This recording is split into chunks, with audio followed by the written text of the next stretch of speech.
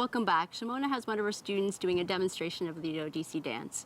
Now, before the beginning of every recital, you tell me there's an introduction that you're supposed to do? Right, so if you start a show or you're starting dance class or you're starting practicing, there's something what we do is called Bhumi Pranam. And it's basically a salutation to Mother Earth and the gods, a salutation to your audience, and a salutation to your gurus, current and from the past. And the reason we do this is to pay respect before we start and just to kind of have a Zen kind of idea of starting. So Lamia over there will be demonstrating the Bhumi Pranam. So she will start it right now. So as you can see, she starts by doing a prayer. She touches the earth. Okay. So she's taking her prayers. She's looking at the audience. She's looking at the gurus, and then she does her last prayer to the audience. So that's the Bhumi Pranam. So it would always start this way? It would always start this way. It's not necessarily done so formally. Sometimes it's done off stage. It's just paying respects to the stage that you're going to be dancing on also. So yeah, so that's basically just a quick format of it. Okay. So there are different positions when you're doing this dance. Right, exactly. So the first position is called the Joka position. And as you can see, Lamia is in a very much of a square position. And in the first segment, I showed you Lord Jagannath. And this position comes from Lord Jagannath. So it's the square arms, the bending of the knees, and as you can see with the costume, the dress that kind of fans out. So it's like a little fan. The second position that we have is the Tribhangi position. So Tribhangi means triple body bend. And we see the bending in the arms, in the legs, and the torso, because we have the torso to the side where her left arm is. So besides that, besides the two body positions, we also have hand gestures. And there's Ashanjukta Hastas and Shanjukta Hastas. Ashanjukta Hastas are single hand gestures, and Lamia's just going to demonstrate a few of them. So the first one's Pataka, then we have Tri Pataka, Ardha Pataka, Kartari Mukha. For the Shanjukta Hastas, we have combined Anjali, Kapota, Garkata, Swastika, Dola. Okay, so those are the hand gestures. When we talk about the steps of Joka and Tribhangi, there's a Joka step, Joka number 1. There's 10 and 10 of each. We have Joka position number 1. So we're gonna start and there's gonna be a triple speed. So, ready? 1, 2, 3, go.